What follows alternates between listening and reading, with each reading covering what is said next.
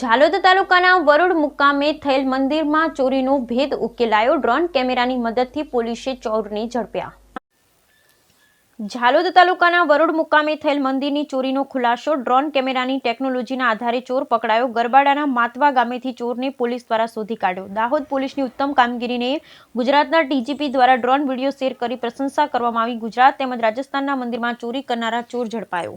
રાજેશ લાલા ભાભો રહે માતવા ગરબાડા ગામના ચોરીના પોલીસે અટકાયત કરી। પોલીસ દ્વારા ચોરને નાસી છૂટવાના રસ્તા ઉપર ચારે બાજુથી કોર્ડન કરી ડ્રોન કેમેરાથી સતત વોચ રાખવામાં આવી। આરોપી તેના ઘરે પકડવા જતા તે ત્યાંથી નાસી છૂટ્યો હતો। ત્યારબાદ દાહોદ પોલીસ દ્વારા ડ્રોન કેમેરા દ્વારા ચોરને ઝડપી પાડવામાં આવ્યો। આરોપીની કબૂલાતને આધારે દિલીપ મણીલાલ સોની દાહોદને પણ ઝડપી લેવામાં આવ્યો। દિલીપ રમણલાલ સોની મંદિરમાં ચોરી કરેલ સામાન લઈ આગળ ઓગાળી નાખતો હતો। ચાંદીના 10 પાટો જેનું વજન 8070 ગ્રામ જેની અંદાજિત કિંમત 6,82,700 પોલીસ દ્વારા કબજે કરવામાં આવેલ છે। સાથે એક 50,000ની કિંમતની મોટરસાયકલ પણ પોલીસ દ્વારા કબજે કરવામાં આવેલ છે। આ ઝડપાયેલ ચોર દ્વારા વરોડ તેમજ રાજસ્થાન મંદિરમાં ચોરી કરેલ હોવાની કબૂલાત કરવામાં આવેલ છે। પકડાયેલ ચોર વિરુદ્ધ અંદાજિત 16 જેટલા ગુના ગુજરાતી વિવિધ પોલીસ મથકે નોંધાયેલ હોવાનું પણ માલુમ પડેલ છે। દાહોદ પોલીસ અધિક્ષક ડોક્ટર રાજદીપસિંહ ઝાલાના માર્ગદર્શન હેઠળ એલસીબીના પોલીસ ઇન્સ્પેક્ટર SM ગામિતીના ટીમ વર્ક દ્વારા સુંદર કામગીરી કરવામાં આવી। પોલીસની સુંદર કામગીરીની ચારેકોર પ્રશંસા કરવામાં આવી રહેલ છે। રાજસ્થાનના અલગ અલગ જૈન મંદિરોમાં વારંવાર ચોરીઓની ઘટનાઓ સામે આવેલી। એ ઉપરાંત દાહોદ જિલ્લાના લીંબડી ખાતે સોમેશ્વર મંદિરમાં પણ એક ચોરીનો બનાવ ચાલુ મહિને બનવા પામેલ હતો।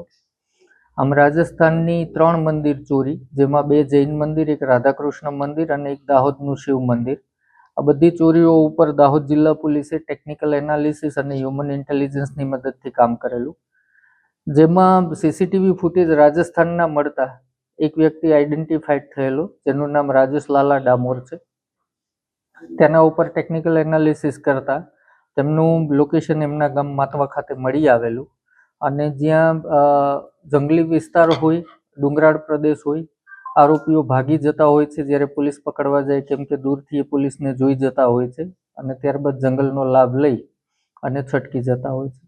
માટે દાહોદ જિલ્લા પોલીસ દ્વારા ડ્રોન ટેકનોલોજીનો આમાં ઉપયોગ કરવામાં આવે છે કે આરોપીની નજીક જતા પહેલા અલગ અલગ ટીમો બધી બાજુ ગોઠવાઈ જાય છે, જે ભાગવાની સંભાવના હોય રસ્તા ઉપર, અને ત્યારબાદ એક ટીમ આરોપીને પકડવા જાય અને ડ્રોન ચાલુ કરી દેવામાં આવે છે, જેથી આરોપી ત્યાંથી ભાગે તો ડ્રોનની મદદથી કઈ દિશામાં ભાગ્યો અને એ દિશામાં કઈ ટીમ છે કે કયા કર્મચારી છે એને એલર્ટ કરી અને એના દ્વારા પકડી પાડવામાં આવે।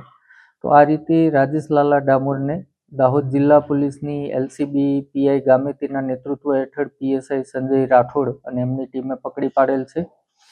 આમાં લીંબડી ખાતેનું સોમેશ્વર મંદિર ચોરીનો બનાવ, બાંસવાડા કલિંજર ખાતે જૈન મંદિર ચોરી, એ જ રીતે બાંસવાડા સદર ખાતે દિગંબર જૈન મંદિર ચોરી, બાંસવાડા કસારવાડી ખાતે રાધાકૃષ્ણ મંદિર ચોરી અને બાંસવાડા અર્થુના પોલીસ સ્ટેશનમાં એક જૈન વ્યાપારીના ઘરમાં કરેલી ઘરફોડ ચોરી, આમ હાલ 5 ગુનાનો ભેદ ઉકેલાયેલ છે।